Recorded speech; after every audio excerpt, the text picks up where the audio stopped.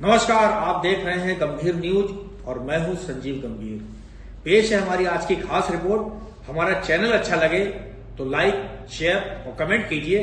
हाँ, किसी ऐप पर देख रहे हो तो प्लीज फॉलो कीजिए। देखिए हमारी रिपोर्ट। देखिए, आप देवेंद्र सिंह जी हैं, डॉक्टर देवेंद्र सिंह, राज्यसभा के पूर्व सांसद और समाजवादी पार्टी के संस्थापक और नेताजी मुलायम सिंह यादव के सर्वाधिक नजदीकी गिने जाने वाले वीरपाल सिंह यादव के सुपुत्र।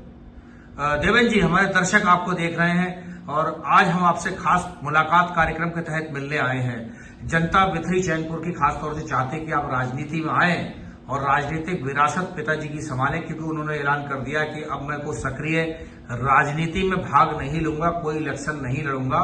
इसलिए क्षेत्र की जनता चाहती है कि आप अपने पिता की विरासत को संभालें और सक्रिय राजनीति में आए। क्या विचार है आपका? पहला सवाल। दूसरी, सबसे प्रथम आपकी शिक्षा दीक्षा क्या चल रही है, कहां से कैसे शुरू हुई थी? देवेंद्र जी नमस्कार, मैं डॉक्टर देवेंद्र सिंह यादव। जैसा कि अभी आपने कहा, मैं एक तो आप सभी लोगों का स्वागत करता हूं, धन्यवाद करता हूं। जहां तक मेरी शिक्षा का सवाल है, मैंने MBBS कंप्लीट कर लिया है और अभी MD परस्यू कर रहा हूं माइक्रोबायोलॉजी से। इसके पीछे भी कहानी है, क्योंकि कोविड के बाद से ये जरूरत महसूस हुई। माइक्रोबायोलॉजी में भी लोगों ने अपनी शिक्षा को बढ़ाने के लिए। दूसरा, आपने जो भी सवाल किया कि जनता, देखिए जब ऐसा होता है, कोई राजनेता होता है, नेता और विधायक सांसद में बहुत फर्क होता है। तो जो जमीन से जुड़ा हुआ नेता होता है, पब्लिक जनता उसके परिवार को भी अपना परिवार मानती है। और अक्सर ये देखा गया है कि नेताओं के बच्चों से जनता भी एक उम्मीद रखती है। जब इतने सालों का जुड़ाव, 40-50 साल का पीढ़ी दर पीढ़ी के रिश्ते होते हैं, तो जनता भी उतना ही प्यार और सम्मान देती है। इसलिए वो चाहती है कि आगे बढ़ा जाए और आगे की लीगेसी को संभाला जाए।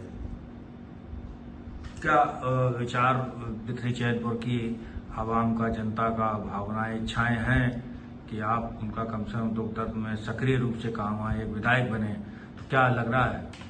देखिए, बिथरी विधानसभा हमारा पैतृक गांव भी वहीं लगता है, इसी विधानसभा के अंदर आता है।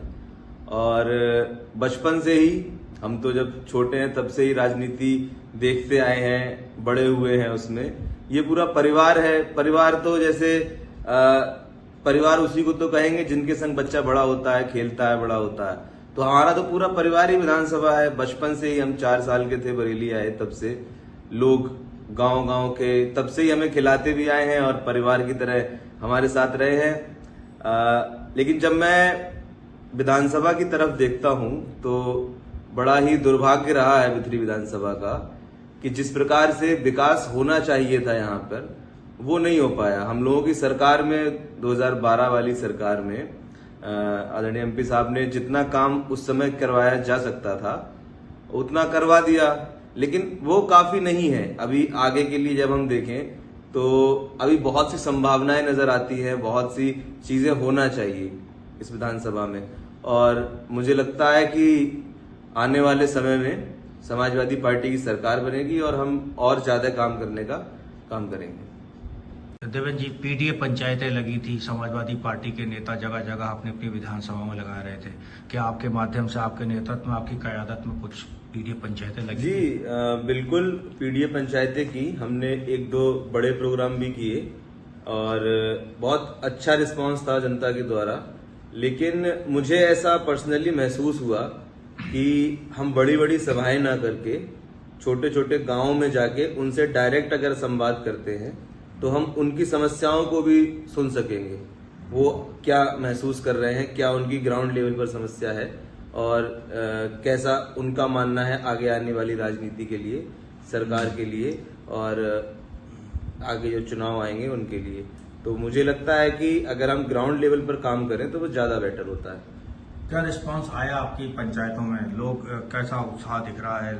इस बार तो सत्ताधारी भारतीय जनता पार्टी की नीतियां भी हैं और माननीय प्रधानमंत्री जी के आवास मिल रहे हैं, आयुष्मान कार्ड मिल रहा है, राशन मिल रहा है, तमाम तरीके की योजनाएं भारतीय जनता पार्टी की सरकारें दे रही हैं और जुलूस भी भरपूर उत्साहपूर्वक निकल रहे हैं। तो ऐसे माहौल में लगता है जनता बहुत खुश है आपके हिसाब से? नहीं, जनता सरकार से बिल्कुल खुश नहीं है। जनता बदलाव चाहती है।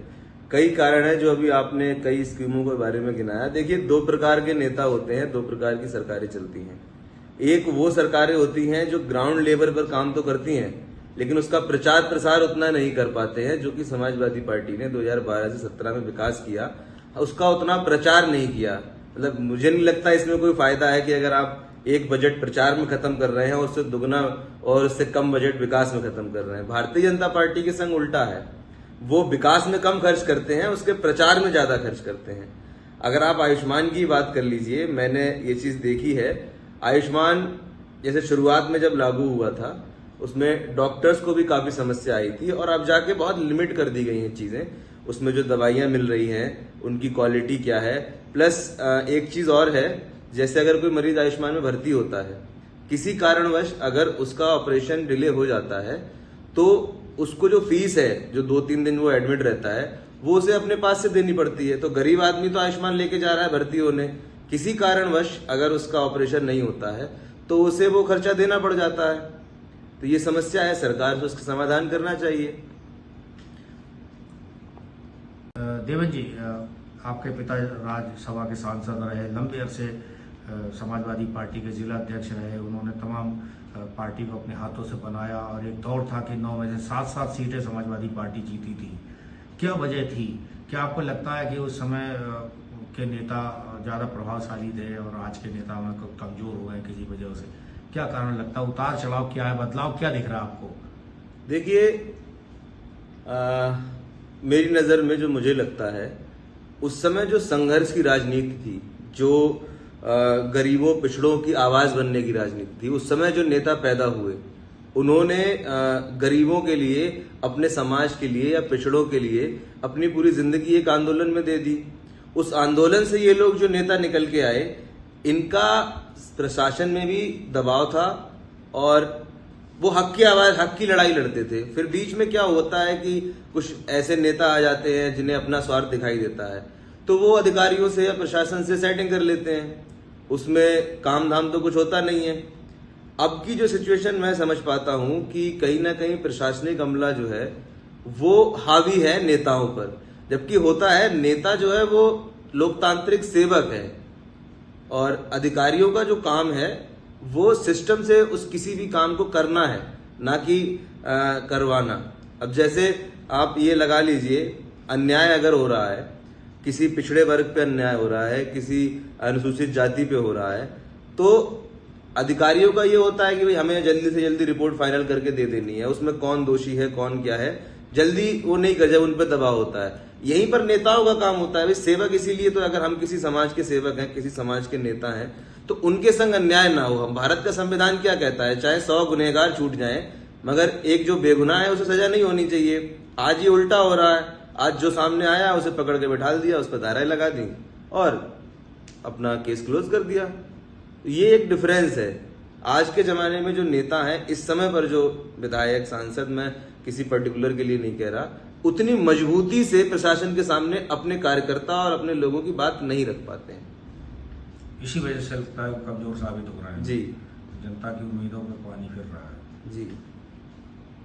अंत में हमारे दर्शक आपको सुन रहे हैं, क्या कुछ अपने मन की बात कहना चाहेंगे, कुछ अपील, कुछ अनुरोध करना चाहेंगे? जनता जनार्दन आपको सुन रही है। देखिए, एक तो मैं पूरी जनता जनार्दन से आने वाले 27 के चुनाव के लिए ये कहना चाहूंगा कि पीडीए का जो ये आंदोलन माननीय राष्ट्रीय अध्यक्ष श्री अखिलेश यादव जी ने खड़ा किया है, ये शुरुआत इसकी पिछड़ा दलित, अल्पसंख्यक या पीड़ित अगड़े जो भी इसकी शुरुआत थी, आज के दौर में ये एक बड़ा आंदोलन बन चुका है। आज के दौर में जो भी पीड़ित है वो पीडीए है, वो उस पीडीए में आता है। तो मैं अपने सभी साथियों से, पार्टी के कार्यकर्ताओं से और आम जनता से ये निवेदन करूंगा कि इस आंदोलन से जुड़े। आपके साथ जो अन्याय होते आए हैं और पिछले 10 सालों में जो ज्यादा अन्याय हुए हैं, उनके खिलाफ लड़ने का, उनके खिलाफ जीतने का ये बहुत अच्छा मौका है। अगर हम माननीय राष्ट्रीय अध्यक्ष अखिलेश यादव जी को 27 में यूपी का सत्ताधीश बनाते हैं, तो मुझे लगता है कि विकास काम जो गरीबों के लिए होना चाहिए उसमें तेजी आएगी। दूसरा, मैं अपने युवा साथियों से भी ये निवेदन करना चाहूंगा और ये सलाह भी देना चाहूंगा कि आप समाजवाद के बारे में पढ़ें, सेवा भाव से राजनीति में आए, सेवा भाव से राजनीति में आए। समाजवाद में सेवा, संवाद, सुरक्षा, यही 3-4 मूल्य हैं। आप इनको पढ़ें, ना कि किसी के बरगलाने में ना आ जाएं। अभी जब चुनाव आता है तो हमने देखा है कि युवा लोगों को फेसबुक के माध्यम से या किसी फर्जी न्यूज के माध्यम से बरगला दिया जाता है, उन्हें भड़का दिया जाता है, तो वो अपने उस पाथ से भटक जाते हैं। हमें आंदोलन को मजबूत करना है और इसमें युवाओं की भागीदारी ज्यादा होनी चाहिए। ये पीडीए का आंदोलन हम लोगों के लिए आगे भविष्य में हमारे आने वाली पीढ़ी के लिए बहुत जरूरी है। 27 में लड़ रहा है चुनाव? नहीं, देखिए, ये पार्टी तय करेगी, माननीय राष्ट्रीय अध्यक्ष जी तय करेंगे। वो जिसे भी टिकट देंगे उसे चुनाव लड़ाया जाएगा। Thank you.